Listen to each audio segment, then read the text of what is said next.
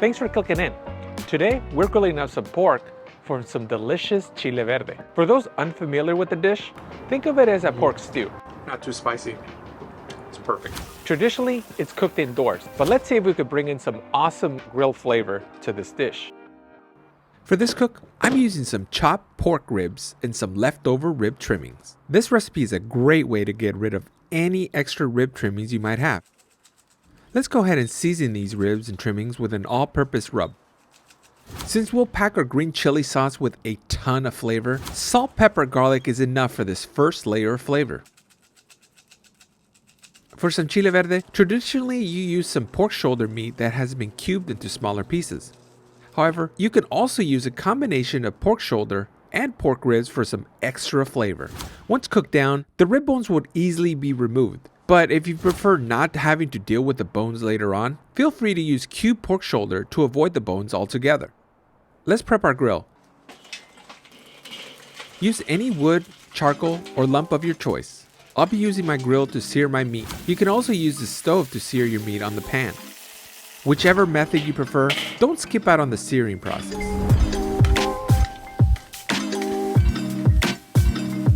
Remember, this step is not to cook the ribs all the way through. It's just to give it a little flavor and color before going into the braising process. Once you get a nice sear, let's remove and place into our pot. As awesome as it smells and as good as they look, remember that these ribs aren't cooked all the way through, so avoid any taste tests. Since our grill is nice and hot, let's cook down our tomatillos and green peppers. Be careful not to overcook the tomatillos. I prefer that they stay a little green before I remove them. Otherwise, the sauce will be a little too far on the sour side. The peppers, however, well, feel free to burn the shit out of those because we're gonna be removing the shard skin anyways. Now, since this is a family meal, I'm not about to make this super spicy, so I'll only be using one small serrano pepper here. If you live alone or your family can handle the heat, feel free to add more of these, but be careful with serranos. They're more spicier than jalapeños. Now this is the right time to remove the tomatillos. Please note that the discoloration isn't even throughout, and this is fine. Let's put into our blender. Now let's drop in our seasoning. I'm using about a teaspoon of peppercorns and a teaspoon of ground cumin. I'll also be using about a tablespoon of Knorr chicken bouillon and about 5 cloves. Next, let's add a half an onion and about 4 cloves of garlic and give it a nice blend.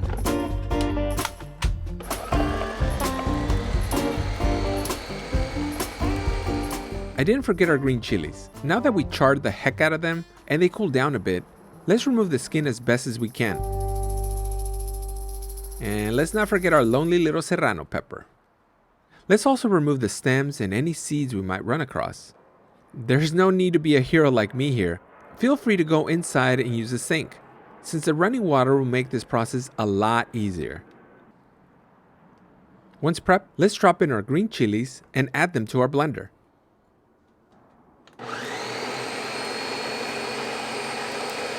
To add a little freshness, let's drop in a handful of cilantro.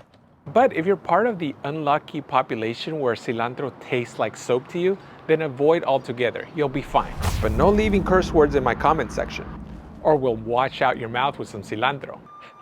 So stupid. I gave it a little taste test and the sauce needs a little bit of salt. I'll drop in about a half a tablespoon. Always salt to taste. And remember, if the salt isn't perfect right now, you can always add more later on in the cook. This sauce is awesome, so let's pour over our seared pork ribs. I don't know about you, but I love the way this green sauce looks. But if you're more fan of the red chili sauce, then be sure to check out the link at the end of this video where I'll be linking my chile rojo recipe. Drop in some additional water or chicken broth if you have it. It'll reduce during the cooking process. And give it a quick mix.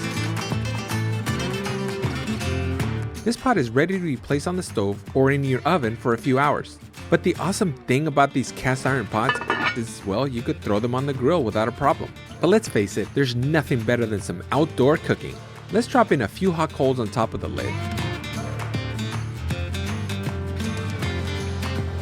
Let's cover and let's start cooking. At this point, we just gotta give it some time. Check on it after the hour mark. If your fire is too hot and the liquid is evaporating too quickly, then drop in a little bit more water. If you're running too cool, drop in some additional charcoal.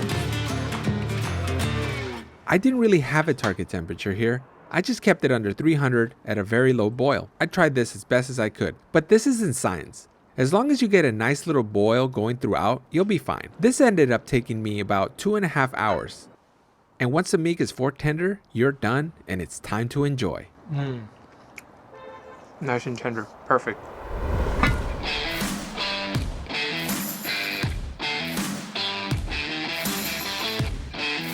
This is the way I enjoy it, but you can certainly pop off all the bones and make yourself a great burrito, similar to what I did with my chile rojo video. Drop in a little chopped cilantro at the top and you're done. The sauce is packed with flavor, and the charred pork really boosted its flavor. Cheers. If you've never had chile verde before, you should definitely give this a try.